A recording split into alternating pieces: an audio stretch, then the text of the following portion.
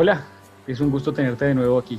Te habla Daniel Becerra y quiero darte la bienvenida a este podcast del Cocinero Andante y a este nuevo diálogo de fogón, como hemos decidido llamar estas secciones, estos espacios en los que desglosamos la cocina y buscamos en ella un poco más de lo que normalmente conocemos.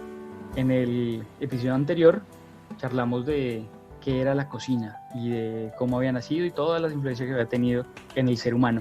Para desglosar el tema de hoy, me acompaña Juan Pablo Nieto. Bienvenido, chef, una vez más a este diálogo de fogón en el podcast del Cocinero Andante. Hola Daniel, muchas gracias por la invitación y siempre dispuesto a charlar de estos temas tan interesantes y que a todos nos importan, todos los amantes de la cocina y la gastronomía. Muchas gracias. Es un gusto para mí tenerlo aquí nuevamente, chef. Y bueno, para hoy tenemos un episodio bastante interesante. Y bueno, ya Sí, hablamos en el capítulo pasado, comentaba hace un momento, de cómo había nacido y de toda la influencia que había tenido en el ser humano, pero hay otra gran influencia que tiene el ser humano, algo que le hace cambiar totalmente sus hábitos alimenticios y que incluso lleva, cuando esto se da, a un descenso bastante importante en la población, y es el tema de la agricultura. sí, sí, eso es, digamos que es uno de los hitos en la historia de la humanidad, ¿no? En la historia y en la prehistoria de la humanidad son unos cambios en la alimentación, unos cambios en la forma de adquirir u obtener el sustento o producir el sustento, ¿sí? Eso es un cambio grandísimo.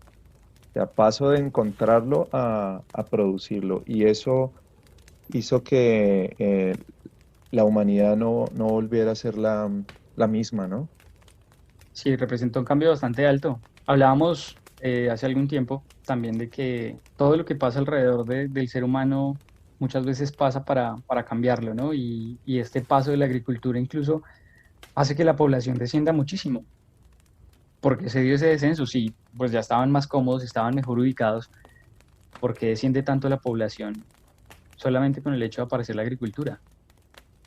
Bueno, pues es que estos son unos temas que se han estudiado por la ciencia antropológica, ¿no? Y arqueológica.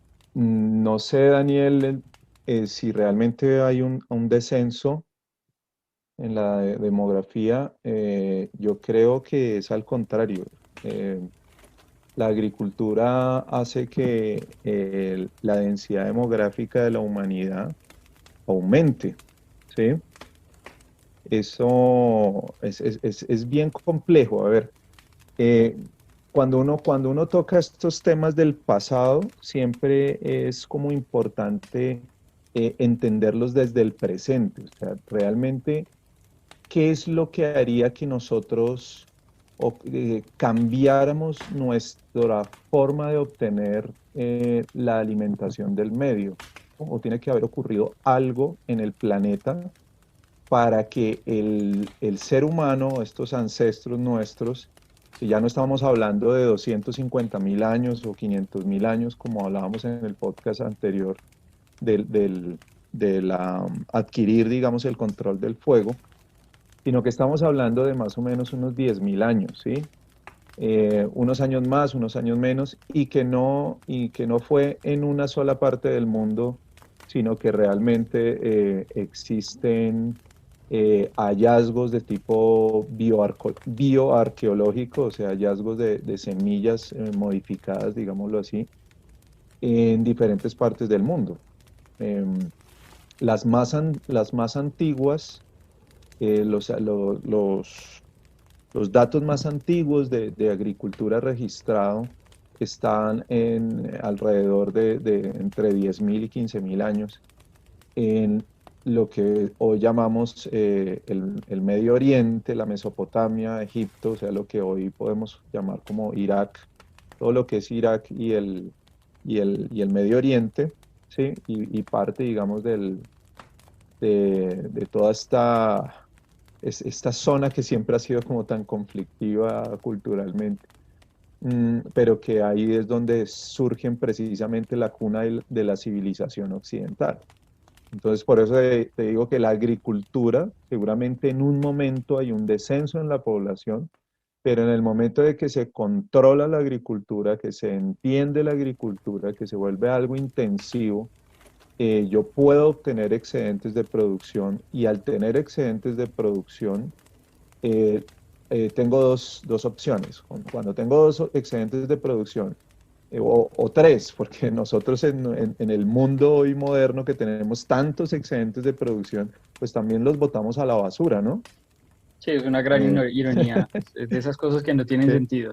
Ayer precisamente estábamos celebrando conmemorando, perdón, el Día de la Alimentación de la FAO y nos invitan pues precisamente a reflexionar en el mundo occidental, pues hombre, que alimentos tenemos y tenemos para votar, pero todavía estamos en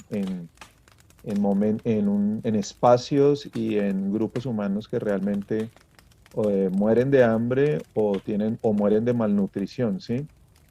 Sí, están los dos Entonces, extremos bien planteados. sí, entonces cuando tenemos excedentes de producción, retomando el hilo, tenemos tres opciones, o botarlos, ¿sí?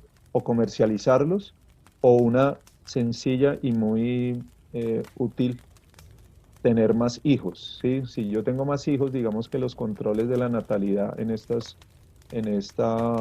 grupos humanos ancestrales, pues los controles de la natalidad pueden ser más flexibles cuando yo tengo realmente alimento. Si no tengo alimento, realmente no puedo sostener a mis hijos. Cosa que hoy no lo ponemos en práctica, ¿no? Acá decimos que los niños vienen con el pan debajo del brazo y eso realmente no es tan cierto que digamos, ¿no? Correcto. Entonces, pues resulta que eso fue hace más o menos 15.000 años y uno dice, hijo de madre, y bueno, ¿y qué fue lo que pasó? Simplemente apareció, o sea, estamos hablando de un cambio, digamos, en la vida que hoy en día ya prácticamente no tenemos estilos de vida como los que tenían estos ancestros nuestros, que básicamente hablábamos de un grupo de humanos que eran nómadas, o sea, se llamaba nomadismo. Nomadismo quiere decir que yo no estoy durante toda mi vida en un solo sitio, sino que realmente me desplazo en el medio, me desplazo en el ecosistema precisamente para no agotar las fuentes de alimento sean animales o sean vegetales, y tengo un movimiento, digamos, a lo largo de mi vida. A veces nosotros pensamos en el nomadismo como que estamos cambiando cada mes o cada semana de sitio, que estoy andando con mi carpa, con mi camping, y que no me quedo quieto, hoy duermo en un lado y mañana duermo en el otro, ¿cierto? Correcto. Resulta que eso no es así, o sea, las tribus nómadas, nuestros ancestros nómadas, quiere decir que ellos se localizan en determinado tiempo, en un determinado sitio, durante determinado tiempo, y eso puede ser meses o puede ser años que se quedan en ese sitio. Utilizan las fuentes alimenticias, las fuentes, digamos, no solo de alimentos, sino también pues para vivir y para todo, utilizan lo que está ahí en el medio, y cuando ven que esto se está acabando, entonces se mueven a otro sitio, ¿sí? Eso es lo que se llama nomadismo. Pero no es que lo acaben completamente. Los nómadas, y eso, digamos que yo he tenido la oportunidad de tener formación en antropología y por eso es que les comento cómo se trata esto. Los nómadas no es que acabaran con los recursos, los grupos humanos nómadas tenían un alto conocimiento de los ciclos de vida de los animales, de los ciclos de vida de los vegetales, porque realmente si en algún momento había una relación del ser humano con el medio ambiente tan unida, pues era en ese entonces. ¿Por qué? Porque yo dependo exclusivamente de lo que la naturaleza me está dando. Entonces yo tengo que conocer cómo es la reproducción de las plantas, cómo crecen, cómo dan fruto, cada cuánto tiempo dan, o si no, eso o si no, no voy a conseguir la comida. O sea, si yo no conozco el medio ambiente donde estoy, pues no sé dónde puedo encontrar los huevos, dónde puedo encontrar los insectos, dónde puedo encontrar las frutas, ¿sí? Entonces los nómadas consumían, sabían en qué momento tenían que dejar de consumir, y se desplazaban, podían ser 20, 30, 40, 100 kilómetros, ocupaban otro territorio y hacían este ciclo, y era un ciclo, realmente era un ciclo. Ellos volvían en determinados años al sitio donde habían comenzado. Entonces, cuando volvían después de 10 años o de 5 años, 10 años, 15 años, al sitio que habían dejado antes, pues en este sitio ya las plantas se habían recuperado, los animales se habían recuperado, y se dice que muchas de las plantas que encontraban 10 años después eran plantas que ellos mismos habían sembrado, ¿sí? Porque ellos conocían tanto el ciclo de los alimentos que sembraban sus plantas, pero no era una agricultura como la que conocemos hoy, sino que sembraban sus plantas, veían pues que iban haciendo el árbol, digamos, frutal o algo así. No era un consumo de horticultura, o sea, no era consumo de vegetales que hoy se producen a los 3 o 4 meses o el año, ¿no? Estamos hablando más de todo, es como de frutales. Entonces los árboles frutales necesitan más años para poder crecer. Pero cuando volvían estos primeros seres humanos, encontraban que ya los árboles estaban dando fruta, que la población de animales se había recuperado, que la población de peces también se había recuperado, y volvían a consumir esto. Esto es como el nomadismo de hace, estamos hablando desde el fuego, que fueron 250.000 años, pero si hablamos de la prehistoria del ser humano, pues hablamos de 4 millones de años donde el ser humano fue nómada, ¿cierto? Entonces uno dice, de 5 millones de años que tenemos, solo llevamos 10.000 años consumiendo agricultura y consumiendo ganadería. Entonces, la cuestión es qué pasó en el planeta, porque fue una cuestión del planeta, para que esos nómadas que digamos que estaban ahí sí, todo bien con el ecosistema, algo tuvo que ocurrir para que estos seres humanos, que ya son seres humanos como tal, como somos nosotros, o sea, Homo sapiens sapiens, tomaran la decisión de esforzarse más. Los que hemos sido agricultores en algún momento, que tenemos familia campesina, sabemos lo que significa esforzarse para cultivar algo.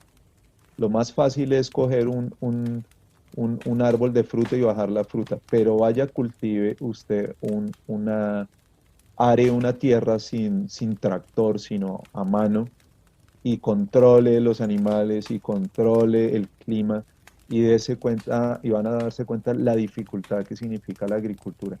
Entonces, ¿qué pasó en el planeta Tierra para que nosotros, como seres humanos, hayamos tomado la decisión de iniciar la agricultura?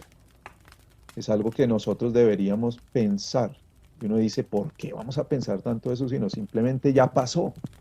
Ya simplemente eso es como cultura general, ¿no? No. Tuvo que haber pasado algo en el planeta muy grande, muy grave, para que el ser humano cambiara su forma de vida, y eso nos puede enseñar cosas en el presente que podemos estar haciendo bien o haciendo mal, y que también pueden hacer que nosotros nos lleve a un cambio completo en nuestra forma de alimentación. O sea, no solo pensar en el surgimiento de la agricultura, sino que esas mismas razones pueden llevarnos a pensar en unos cambios en nuestra forma de alimentación hoy, en el presente o en un futuro próximo. No sé, Daniel, si había escuchado algo así o si había tenido la oportunidad de conversar con algún colega de este tema, porque yo sé que Re- esas ideas usted las tiene fresquitas.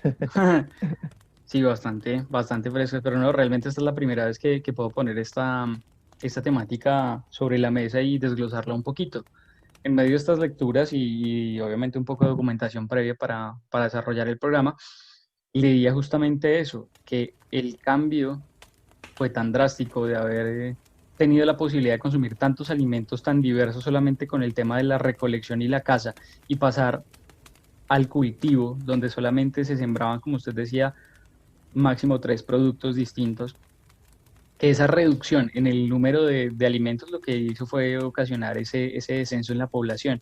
Pero claro, viéndolo desde la otra perspectiva, creo que se juntan las dos cosas, ¿no? También cuando son capaces de producir más, pues entonces entran también en contacto con otros grupos humanos y empiezan los trueques, los cambios. Y esta disertación nos da justamente al próximo punto, que es el cruce de las culturas. Sí, sí, sí, Daniel, pero quiero que aclarar una cosa muy importante con respecto a esto, porque es ahí donde, o sea, el surgimiento de la agricultura, hay un punto dramático y crucial. O sea, eso es tenaz. O sea, es una cosa que uno no entiende hasta que no ha tenido, digamos que una formación social, y a todos los seres humanos nos deberían mostrar esto.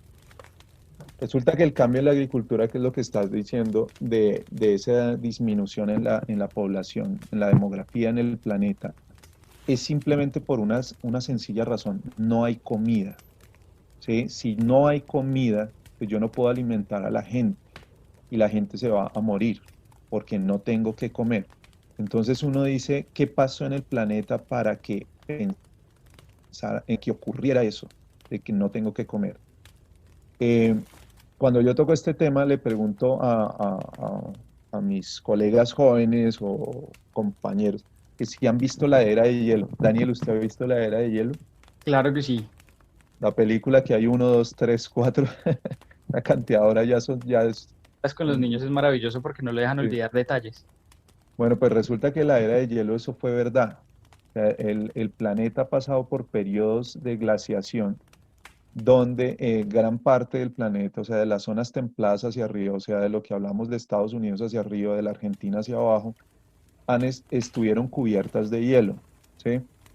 Entonces, esto se llama periodo de glaciación. El periodo de glaciación hace que los mares disminuyan su, Su nivel. su nivel, ¿sí? O sea, el hielo lo que hace es sacar agua del mar y lo sube a la superficie, ¿sí? Porque el hielo se expande fuera del agua, o sea, sube, y entonces lo que hace es que baja el nivel del mar. Eso permitió que muchos puentes de tierra entre los continentes surgieran, por lo menos entre Alaska y Siberia estaba un puente de tierra en el estrecho de Bering. Los puentes de tierra de Mesoamérica fueron más grandes. Bueno, hay muchos casos. España con África también estaban unidos. Entonces, unos puentes de tierra que permitieron que las migraciones de los humanos pues existieran en ese momento. Bueno, pero este es un caso, digamos, para ese cruce de culturas De y de culturas. conocimiento. Pero, ¿qué pasa?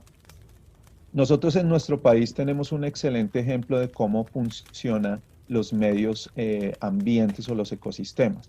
Realmente por las altitudes, perdón, por las latitudes, no por las altitudes, sino por las latitudes en el globo terráqueo, nosotros pasamos de un ecosistema de selva a un ecosistema de llanura o sabana, y de un ecosistema de llanura o sabana a desierto, ¿sí? Nosotros lo podemos ver. En el sur de nuestro país tenemos la selva amazónica, un poquito más hacia el norte tenemos los llanos orientales, y un poquito más hacia el norte tenemos la península de La Guajira, que es desértico. Lo mismo ocurre hacia abajo. Tenemos la selva amazónica, hacia abajo tenemos las pampas argentinas y brasileras, y más hacia abajo tenemos los desiertos de Chile y los desiertos de la Patagonia Argentina, donde tenemos unos climas más secos. Eso es algo normal que ocurre también en África, donde tenemos las selvas del Congo, de toda esta selva meridional africana, las sabanas hacia el sur de África, y los desiertos de Namibia y de Sudáfrica puro abajo. Y lo mismo desiertos hacia arriba del Sahara. Eso ocurre en todo el planeta, ¿sí? También ocurre selvas en México, sabanas en norte de México, y más arriba tenemos desiertos entre México y Estados Unidos. Entonces uno dice, ¿y para qué está hablando este chef de esto? ¿Sí? Mira, ¿qué fue lo que pasó hace entre 15.000 y 10.000 años? Tuvimos la última glaciación. Esos son periodos muy grandes, y la última que se tiene recuerdo o que se tiene, digamos, un recuento prehistórico, o sea, un dato histórico, es esta, pero el planeta ha pasado por muchas. Pero en esta ya tenemos los grupos humanos consolidados, o sea, hace 18.000 años. ¿Qué pasó? ¿Dónde surge la primera agricultura intensiva?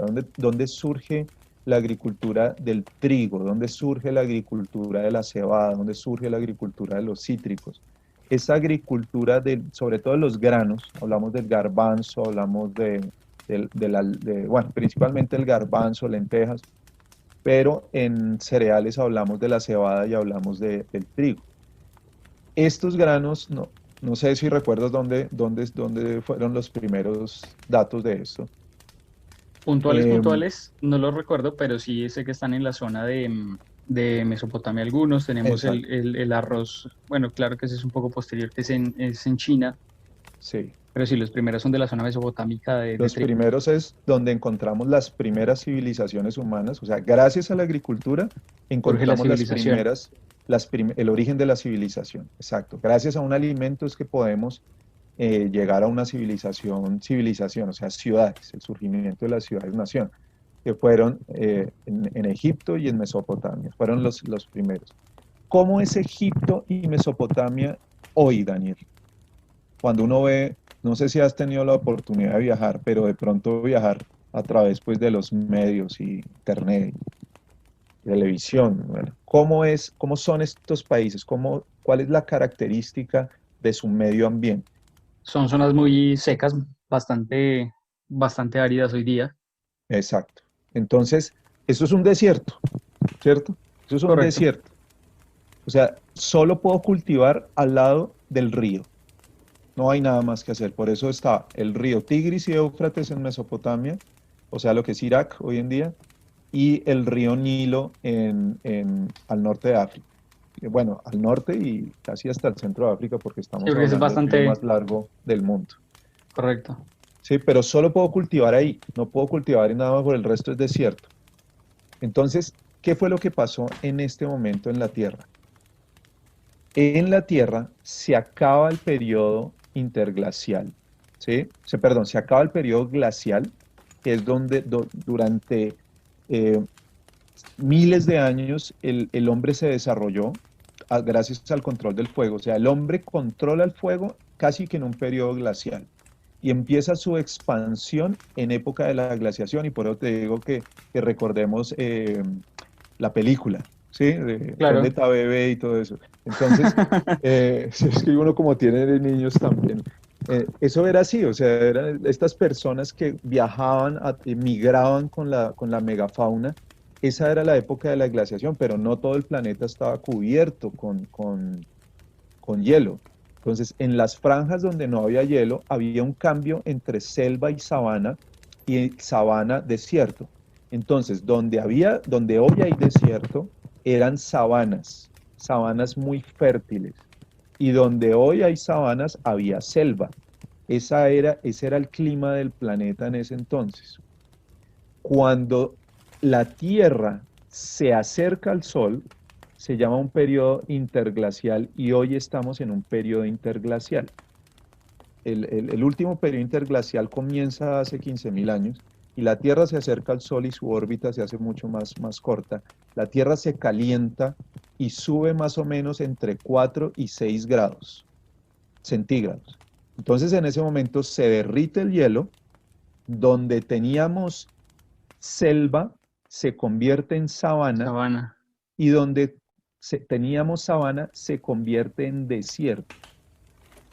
Eso es lo que explica el surgimiento de la agricultura. Pues la tierra tenía grupos humanos en sabanas muy nutridas en estas zonas de África y de Asia, donde tú tenías antílopes, bueno, como las sabanas africanas se conocen hoy en día, ¿sí? Con mucho animal, con mucho mamífero, con muchísima, digamos, calidad alimenticia. En el momento en que la tierra se calienta, que esto no es que haya sido un proceso de un año para otro, ¿sí? Sino estamos hablando de cientos de años, de miles de años, en ese momento la tierra deja de ser fértil y se vuelve un desierto. Pero la gente que está ahí, al convertirse en un desierto grandísimo, pues estas tribus que se movilizaban se encuentran con que ya no se pueden movilizar tanto porque además había un crecimiento demográfico. Entonces, cuando yo voy a tratar, si yo estoy al norte de África y yo veo que el río es el que me está dando todavía nutrición, digámoslo así, pero ya tengo desierto donde mis abuelos cultivaron, o mis abuelos tenían una tierra muy buena, y hoy hay desierto, pues yo empiezo a echar río arriba y siguiendo pues el agua, ¿no? Pero Claro. como ya había un crecimiento demográfico, cuando voy río arriba, me encuentro que hay otros grupos humanos y muy seguramente lo primero que voy a encontrar es guerra, ¿sí? Y además, una cosa es ir a la guerra, así sea con palos y algo, porque bueno, estamos hablando ya de un periodo que se llama periodo neolítico, estamos hablando ya de herramientas de piedra. Entonces, yo voy a ir armado con herramientas de piedra, pero llevo hambre y no tengo alimentación. Y me voy a encontrar con un grupo humano que está igual armado, pero que está bien alimentado. Entonces, ¿qué voy a hacer? Pues morirme. O sea, no puedo hacer nada más. O devolverme y aplicar todos los conocimientos que yo tenía de esa agricultura incipiente cerca al río, porque igual estoy en el río, pero en la parte de mi río, ¿sí? Y empezar a aplicar todos esos conocimientos que durante miles de años adquirí, conocimiento de la agricultura, pero que nunca lo apliqué porque no tenía la necesidad. Entonces, en este momento yo digo, no puedo irme para arriba, tengo que aplicar lo que mis ancestros me enseñaron y es como surge la agricultura en ese momento. Entonces, por una necesidad. Entonces tengo que cambiar y mi hábito ya no es el nomadismo porque si me voy más allá del río, pues voy a encontrar desierto. Entonces yo paso del nomadismo al sedentarismo y el sedentarismo obligado. O sea, me toca obligado ser sedentario y me toca obligado pescar, me toca obligado, o sea, pescar en el sentido de pesca, digamos que culturalizada, o sea, piscicultura, Con, ¿sí? Piscicultura, ganadería y obviamente agricultura al lado de la ribera del río Nilo y del río Tigris y Éufrates. Y esto más o menos ocurrió básicamente en todo el mundo, ¿sí? Pero los primeros que se encuentran es allí porque realmente es un ecosistema muy, muy árido. Y gracias a la agricultura empiezo a tener excedentes de producción, cosa que mis vecinos nómadas de arriba del Nilo no tenían, porque ellos siendo nómadas, y yo sí tengo excedentes de producción. ¿Eso qué hizo?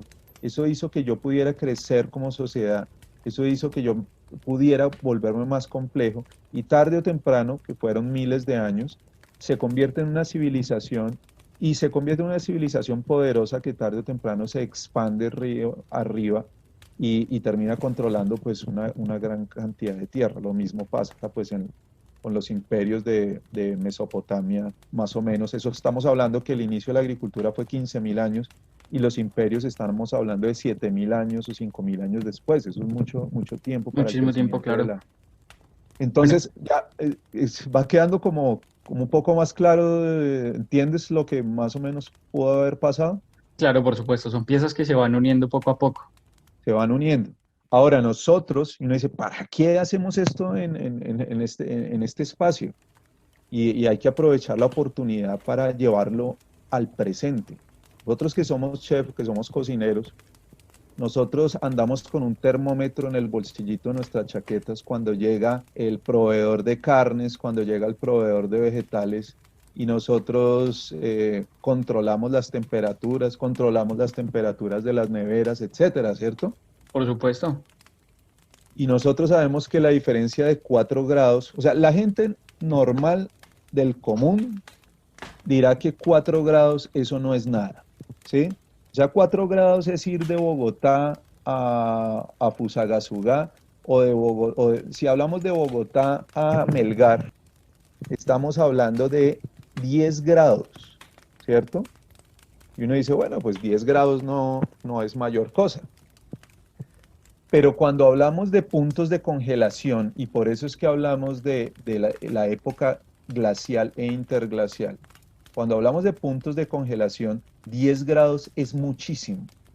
Entonces, cuando uno dice periodo interglacial y que la Tierra se mueve, pues eso es que eso no es como si fuera un yoyo, ¿no? Son distancias no tan grandes, pero hace que la Tierra cambie 4 grados. 4 grados, eso no es nada. Eso es simplemente un día que está haciendo frío en Bogotá y un día que hizo calorcito. Esos son 4 grados. Pero cuando hablo de puntos de congelación, el agua se congela a -2 grados. A los 0 grados empiezan los núcleos de cristalización. Pero ya a los -2 grados yo ya tengo congelación, ¿cierto? Así Ahora, es. si nosotros subimos solo 4 grados, ¿se me descongela el agua? O sea, yo paso de -2 a 2. ¿Se me descongela? Claro que sí, Claro, por supuesto. ¿cierto?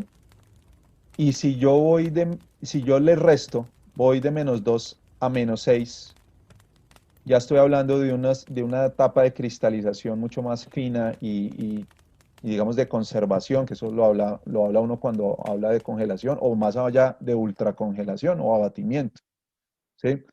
Entonces, ¿esto qué significa, Daniel? ¿Por qué lo tenemos que resaltar acá? Hoy, en nuestro mundo, estamos hablando de un cambio climático, no natural que fue de 100.000 años o de 200.000 años o más.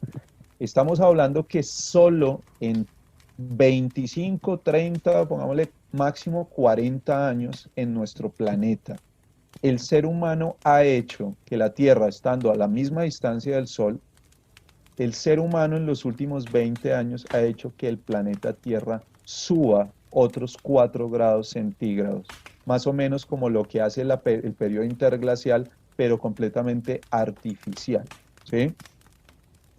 Que es lo que llamamos un efecto de invernadero o un calentamiento global.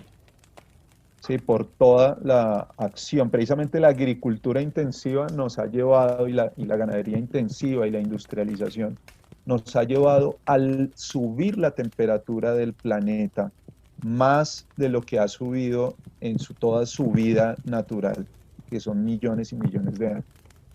Y esto ¿por qué tenemos que reflexionar como cocineros con respecto a eso?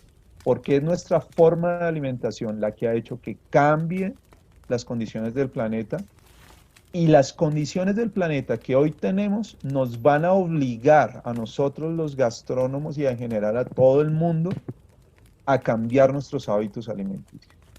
Si nosotros no cambiamos los hábitos alimenticios, mejor dicho, el COVID se nos quedó en pañales, porque esto se va a acabar y se va a acabar muy rápido. Ya lo estamos viendo, los efectos del calentamiento global, lo que está ocurriendo. Esto es como lo que les decía, una era de hielo, pero una era de hielo a la máxima potencia. A la inversa. Entonces, sí, entonces, ¿qué es lo que estamos viendo? Un cambio donde teníamos desierto, tenemos más desierto. Y donde teníamos selvas, las selvas se están acabando y se están convirtiendo en llanuras. ¿Sí ves? Si seguimos con ese ciclo de ahí, y donde hay, o sea, donde había selva se convirtió en llanuras, y donde hay llanuras se va a seguir convirtiendo en desierto. Nosotros lo tuvimos hace 10 años aquí en los llanos orientales, donde fue una mortandad de ganado, una mortandad de especies nativas, que eso era impresionante porque casi fue un año que no llovió en los llanos orientales. Entonces, eso es más o menos lo que está pasando. Entonces, nosotros como gastrónomos tenemos eso.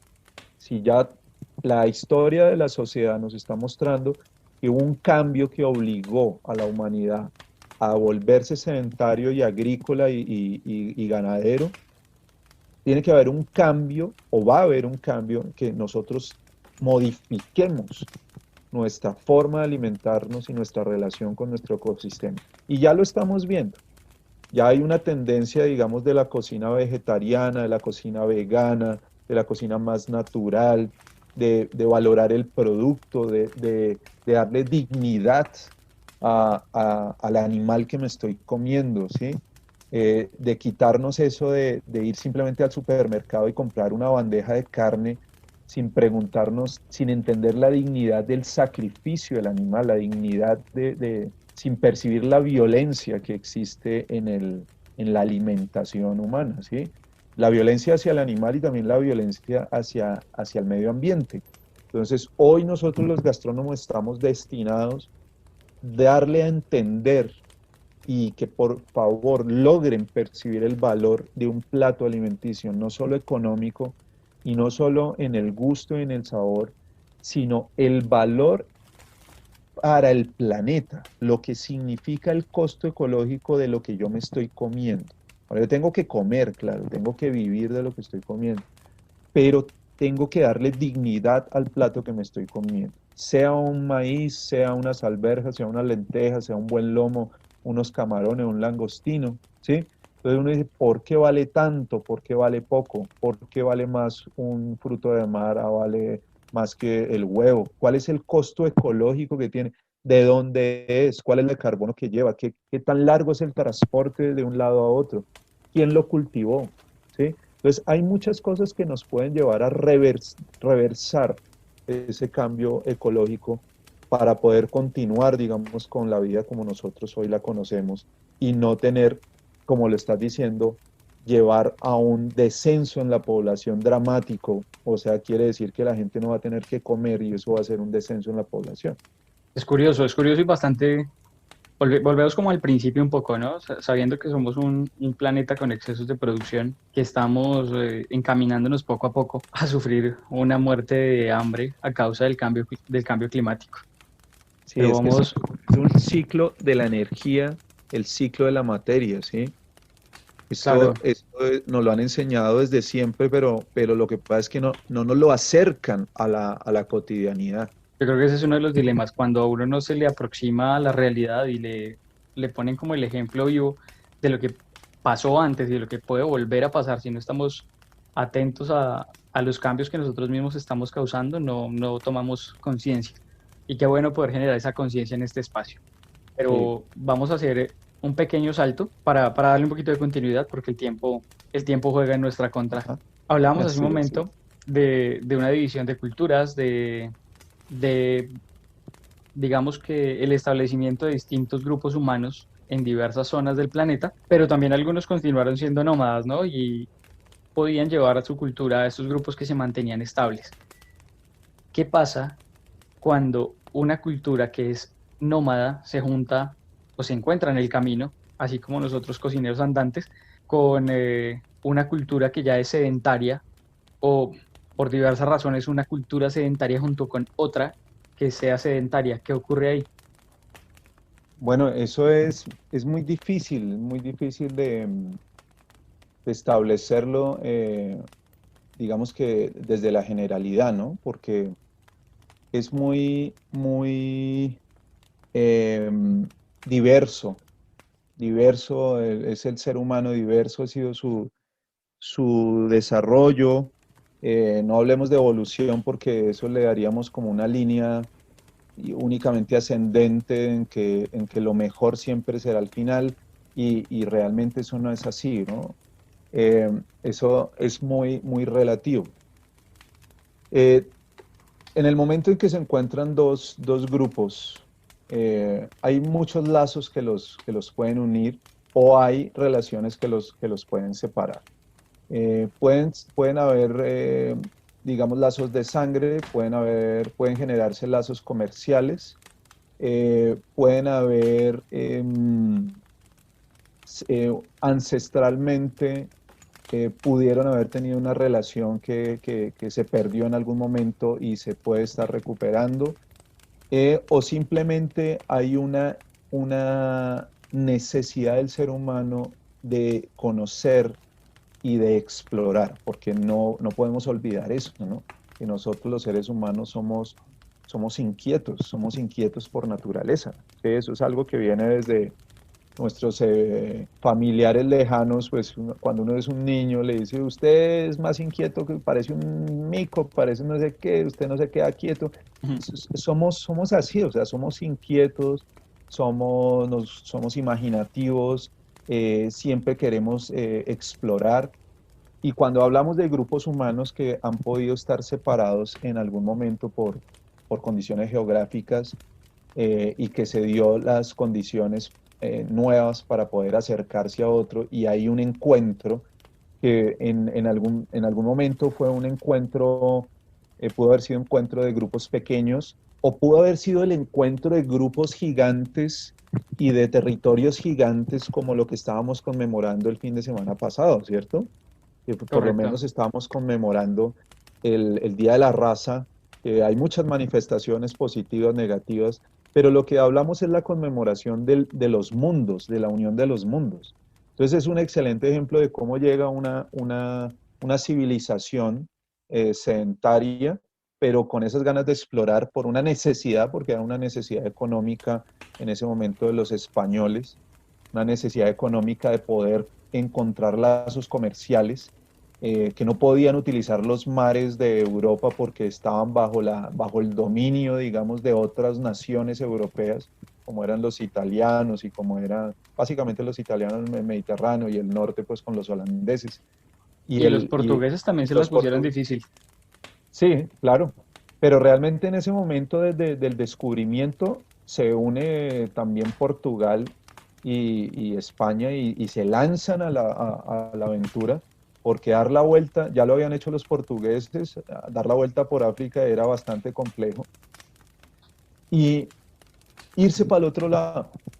Y eran grupos sedentarios con una complejidad en su civilización, y llegan a América donde encuentran en algunos sitios grupos también sedentarios, como los encuentran en México y los encuentran también en Perú, los encuentran también en Perú entre comillas y México entre comillas porque no se llamaban así, ¿no?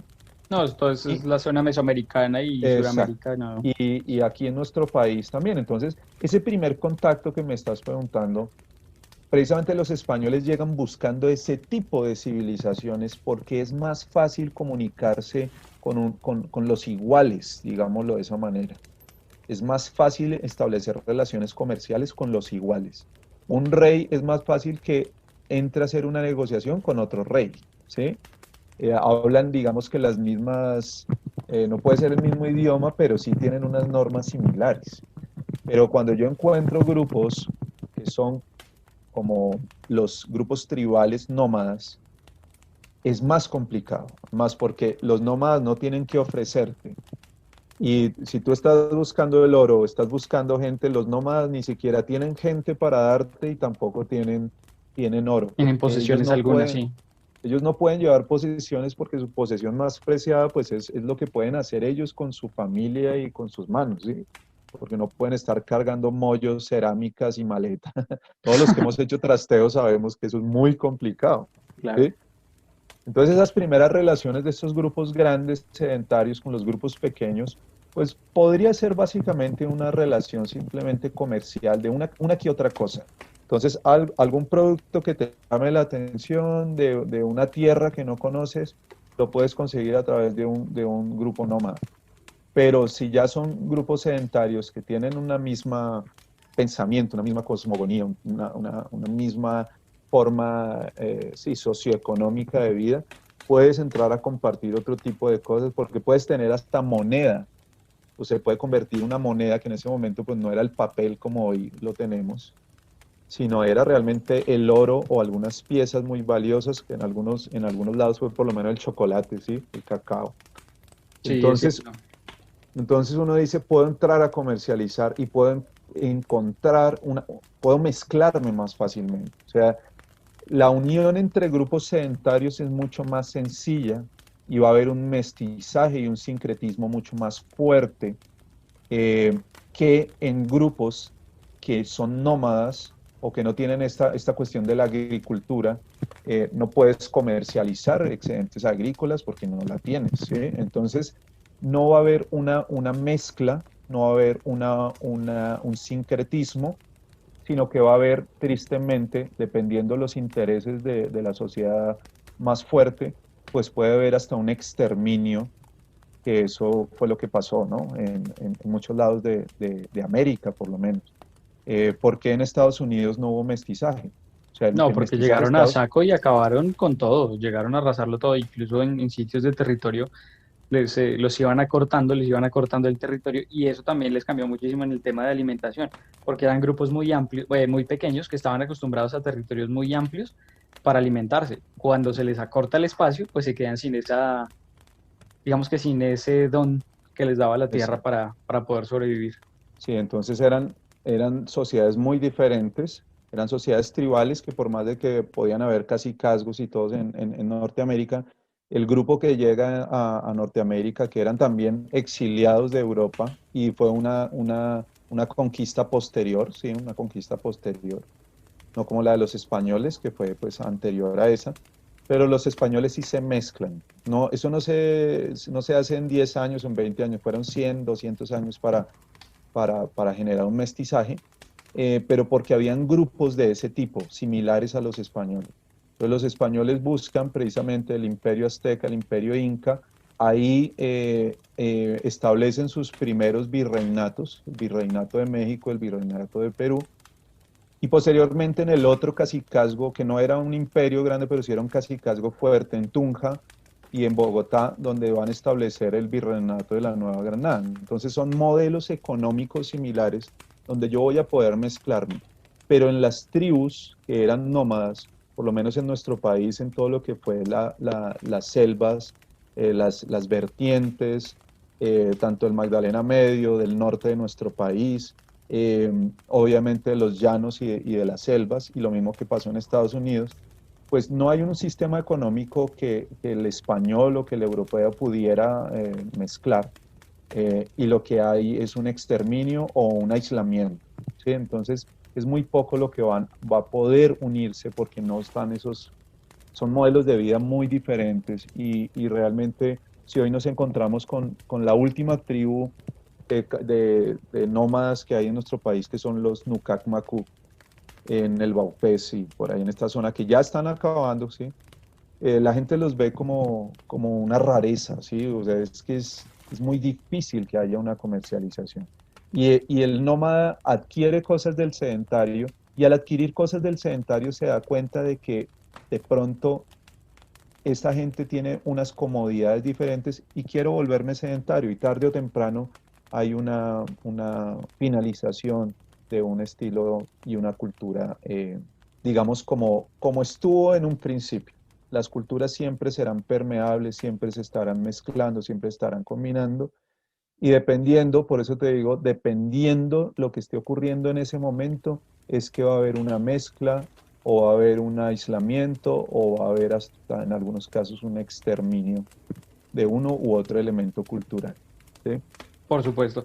Hablando de esto, ya recuerdo una charla anterior nuestra en la que diseñamos una especie de herramienta para entender cuáles eran las causas de la adaptación y de este sincretismo gastronómico entre culturas, ¿no? Y hablábamos que podía darse una adaptación en tres ramas, por decirlo de algún modo.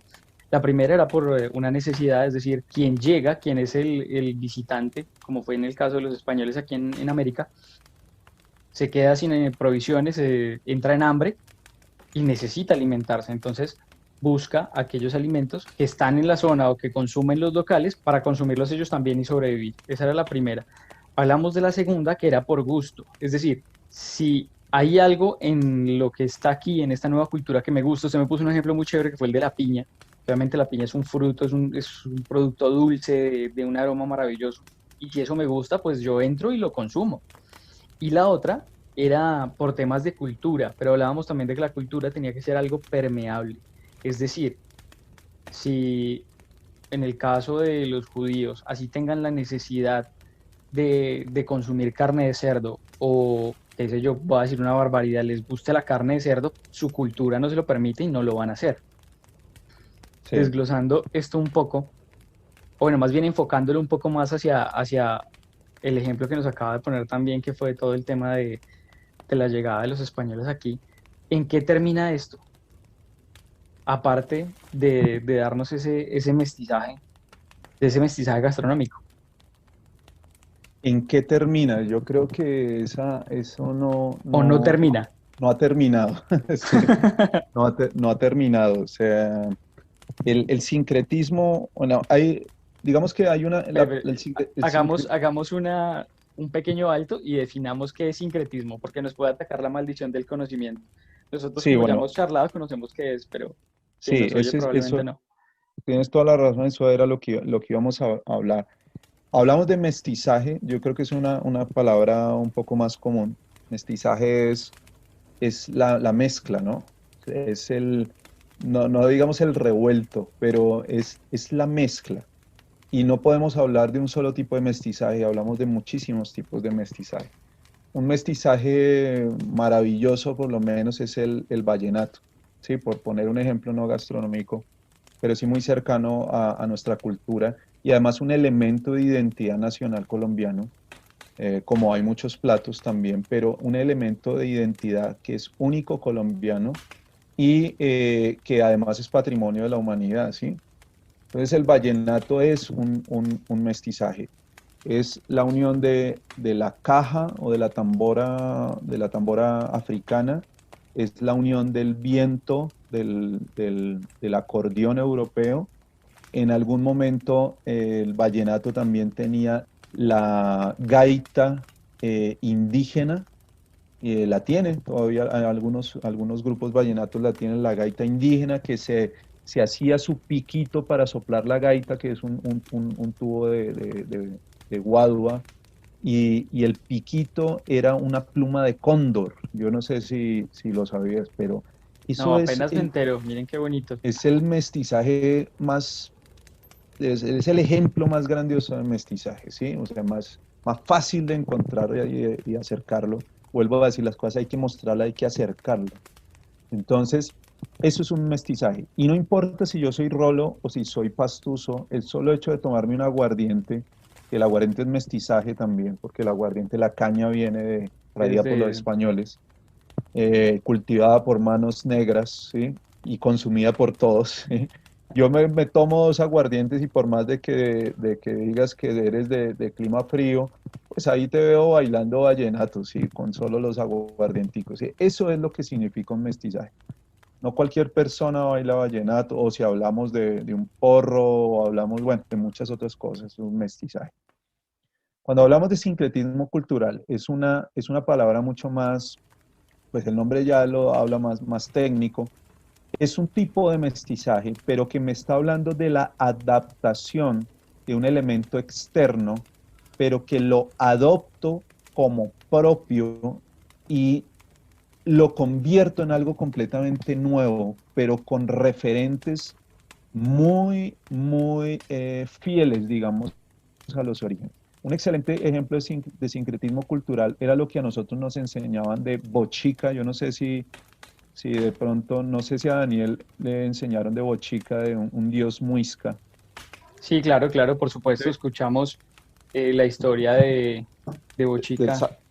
bochica entonces le decían a uno que era un dios muisca, pero que era un dios con facciones europeas. O sea, era un Exacto, dios blanco, de ojos. Eso es y un con barba sincretismo, larga. eso es un sincretismo cultural.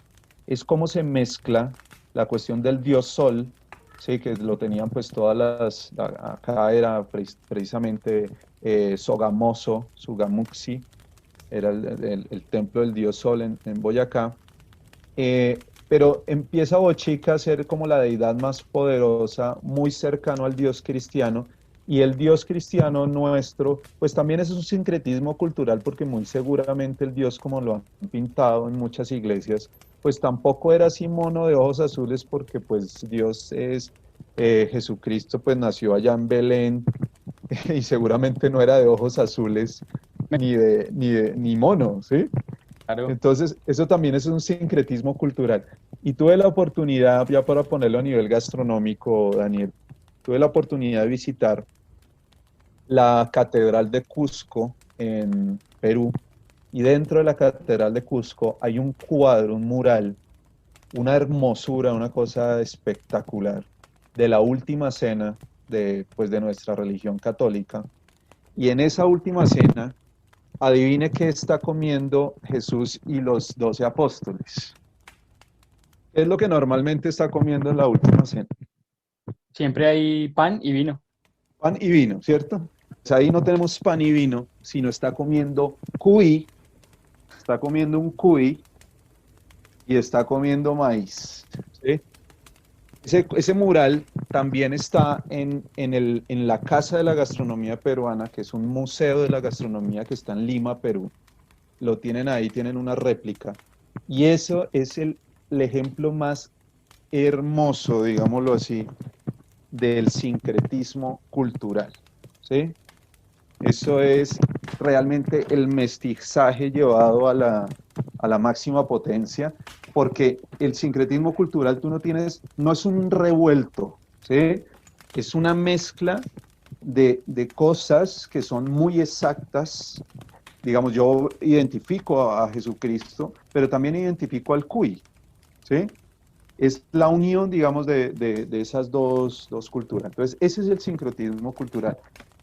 Nosotros no vamos a cambiar, esto no se ha acabado, ¿sí? El sincretismo cultural no se ha acabado, este mestizaje seguirá su marcha. No es, no es lineal, sino eso no se sabe hacia dónde va realmente. Pero cuando nosotros vemos en Bucaramanga, voy a poner un ejemplo de Bucaramanga, me comí hace unos cuantos años una hamburguesa muy rica en un restaurante que se llama El Garaje, que se ha vuelto muy popular, unas hamburguesas muy buenas. Y tiene una hamburguesa que es, en vez de pan, es arepa santanderiana, tiene una carne deliciosa y bueno, tiene unas salsas muy buenas. Eso es un sincretismo cultural, es un mestizaje gastronómico que no es cocina fusión, ¿sí? La cocina fusión es un mestizaje, es un sincretismo cultural, pero la cocina fusión llega, en un principio son como intenciones de uno u otro cocinero o tendencia y tarde o temprano se convierte en un mestizaje, en un sincretismo cultural muy fuerte, que cambia una tendencia y la convierte en cultura. Eso es lo que hay que ver. O sea, la tendencia es la cocina fusión, pero la cultura y el sincretismo es ya la adaptación completa. El ajiaco bogotano, eso es mestizaje y es un sincretismo, ¿sí? Es la adopción de una cosa, de una línea con otra y lo convierto en un elemento de identidad nacional que tiene diferentes orígenes, pero el verdadero origen del ajiaco es cuando se origina el ajiaco. Ese es o sea, el origen es el mestizaje, el origen es el sincretismo, no es de dónde viene el pollo o quién lo trajo o quién cultivó la papa primero, no, el origen es el mismo mestizaje y la misma creación del elemento de identidad. Entonces, yo creo que esto no termina. Lo que sí debemos velar nosotros los cocineros y gastrónomos es que ese sincretismo y este mestizaje sea bueno, sea de cosas buenas, porque es que también hay sincretismo y mestizaje de cosas malas, ¿no? Es que la cultura quiere decir cultivo, ¿sí? Cultura quiere decir cultivo. Entonces yo puedo cultivar cosas buenas, pero también puedo cultivar cosas malas. Puedo cultivar la apatía o puedo cultivar la empatía, ¿sí? Puedo cultivar la felicidad o puedo cultivar la tristeza. Puedo cultivar la paz o puedo cultivar la violencia. Entonces, en nuestras manos como gastrónomos está cultivar es el buen mestizaje, el buen sincretismo y obviamente también velar por nuestros ancestros y velar por nuestra cocina de herencia, por nuestros valores, pues, de nuestros antepasados, ¿no? Por supuesto. Tristemente, se nos ha acabado el tiempo. Yo creo que esto nos da para una segunda parte, para un segundo diálogo de fogón Es y desglosar un increíble poco este más el tema. tema. Así que, estando en este punto, pues le propongo, ¿qué tal si el próximo capítulo lo tratamos justamente o nos metemos más bien un poco más de lleno en el tema del sincretismo y Y desglosamos el un mestizaje. poquito del mestizaje? Y hay otro tema que me gustaría tratar, que es el tema de las especias, porque las especies Ajá, fue lo que le dio el origen a esos viajes. Luego de la sí, caída de Constantinopla es que todo el mundo dice, caramba, se nos cerró la ruta, hay que buscar una nueva. Y yo creo que son dos programas que pueden seguirnos y que nos irían muy bien al hilo de todo lo que hemos tratado en estos dos primeros episodios de el podcast del cocinero andante. sí, claro que sí, Daniel. Siempre un gustazo. Juan Pablo, mil gracias por acompañarme en este espacio, por el apoyo a este nuevo proyecto y por tanta sabiduría. No, gracias, Daniela, por invitarme y bueno, siempre estaría abierto a poder ahondar o profundizar un poquito en estos temas que a veces los dejamos un poco de lado. No solo es cocinar rico, sino tener conciencia de lo que están haciendo nuestras manos, ¿no? Eso es importantísimo. Por supuesto que sí. Bueno, para ti has estado en este camino junto con Juan Pablo y conmigo. Te doy las gracias por participar, por unirte a este proyecto también y entender un poco más, querer entender un poco más la cocina y el por qué comemos lo que comemos, y cómo hemos llegado a lo que es hoy nuestra cultura. Quiero enviarte un fuerte abrazo, decirte que, bueno, ya sabes que nos espera un próximo programa también muy interesante. Pásala muy muy bien y nos vemos en un próximo episodio. Te mando un fuerte abrazo y nos vemos en otra ocasión. Juan Pablo, hasta luego. Mil gracias. Hasta luego, Daniel. Muchas gracias a ustedes.